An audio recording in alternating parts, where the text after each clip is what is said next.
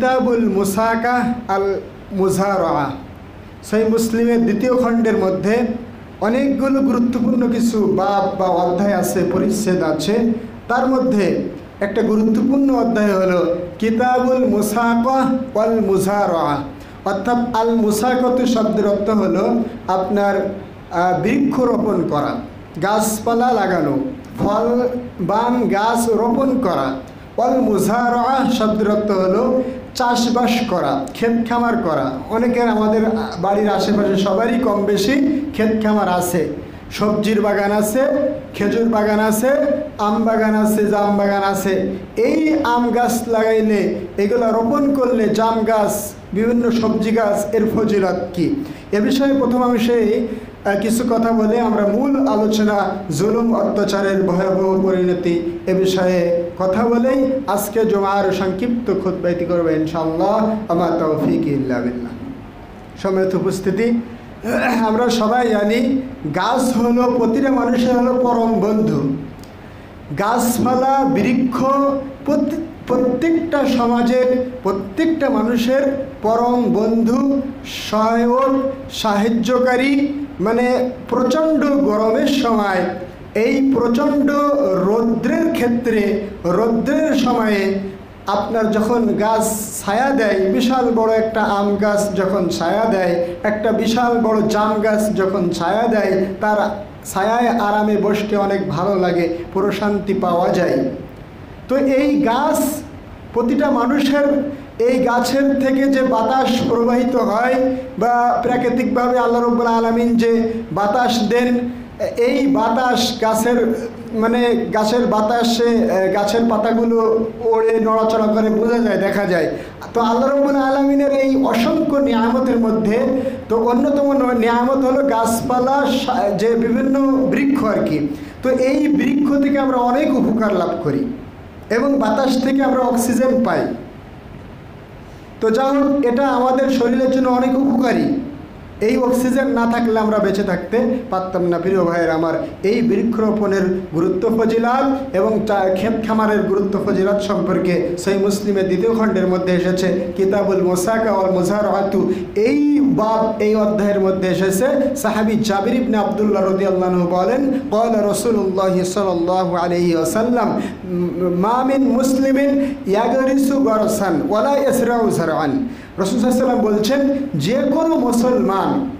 যে কোনো মুসলমান বান্দাবান্দি যদি কোনো ফলবান গাছ রোপণ করে, ওয়ালা ইয়াসরাউ যারআন, অথবা কোনো ক্ষেত খামারে চাষাবাদ করে, ফায়াকুলু মিনহু ইনসানুন ওয়ালা দাব্বাতুন ওয়ালা তায়িরুন ফাহুয়া লাহু সাদাকাতুন। আল্লাহ নবী সাল্লাল্লাহু আলাইহি ওয়াসাল্লাম বলছেন, যদি কোনো মুসলমান ব্যক্তি কোনো ফলবান গাছ রোপণ করে আর তা থেকে কোনো আপনার মানুষ খাওয়া দাওয়া করে, ফায়াকুলু, আমরা সবাই জানি আকালা ইয়াকুলু শব্দের অর্থ হলো খাওয়া দাওয়া করা, ভক্ষণ করা।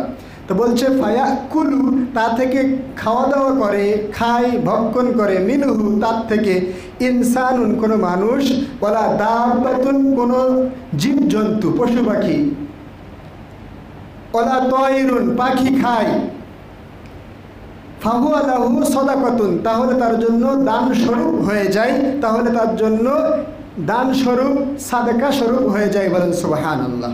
প্রিয় ভাইয়ের আমার, এমনি করে এই যে অধ্যায় সহিহ মুসলিমের দ্বিতীয় খণ্ডে অনেকগুলো হাদিস আসছে, কিছু কিছু বাক্য, কিছু শব্দ একটু ভিন্ন করে রাসূলুল্লাহ সাল্লাল্লাহু আলাইহি ওয়াসাল্লাম অনেকগুলো হাদিস এখানে উপস্থাপন করেছেন।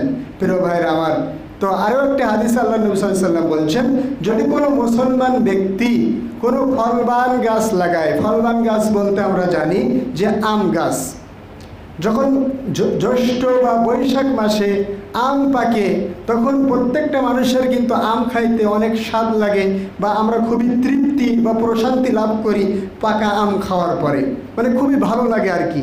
এই আমটা কাঁচা খাওয়া যায়, এই আমটা আমরা অনেকে আচার ব্যবহার করে ভাত দিয়ে খাওয়া দাওয়া করি, এই আমটা আমরা পান্তা ভাত দিয়েও পাকা আম দিয়ে খাওয়া দাওয়া করতে পারি, বা পাকা আম দিয়ে আমরা ভাত খাই, অন্য অন্য জিনিসপত্র এর মাধ্যমে বানানো যায়। তো প্রিয় ভাইরা আমার, তো রাসূলুল্লাহ সাল্লাল্লাহু আলাইহি ওয়াসাল্লাম বললেন যে কোনো ব্যক্তি কোনো ফলবান গাছ লাগাবে। ফলবান গাছ বলতে আমরা কি বুঝি? আম গাছ হতে পারে, জামরুল গাছ হতে পারে, কালো জাম গাছ হতে পারে, পেয়ারা গাছ হতে পারে, খেজুর গাছ হতে পারে। এমনি করে যে বিভিন্ন ধরনের ফল ফসলের যে ক্ষেত খামারের কথাও হাদিসে বলা হয়েছে।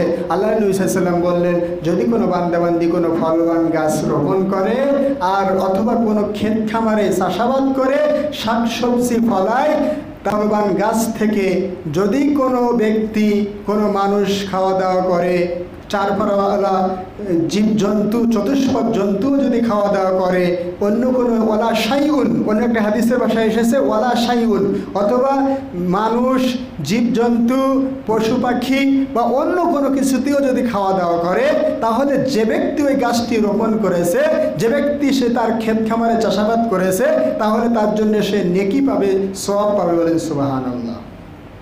প্রচুর সওয়াব পাবে, এরকমভাবে এসেছে। তো আরও একটি হাদিসে বলা হচ্ছে ওয়ালা সুরিকা, যদি কেউ কারোর ক্ষেত খামার থেকে কোনো মানে তার ফসল, তার ক্ষেত খামারে শাকসবজির কোনো ফসল, বা তার দেখা যাচ্ছে কাঁঠাল গাছ থেকে কেউ কাঁঠাল দুষ্টামি করে নিয়ে নিল, আম গাছ থেকে আম চুরি করে খাইলো, তাও তার জন্য নেকি হবে। বলেন সুবহানাল্লাহ। হাদিসে বলেছে ওয়ালা সুরিকা, সুরিকা সুরিকা মানে হলো আত্মসাৎ করা।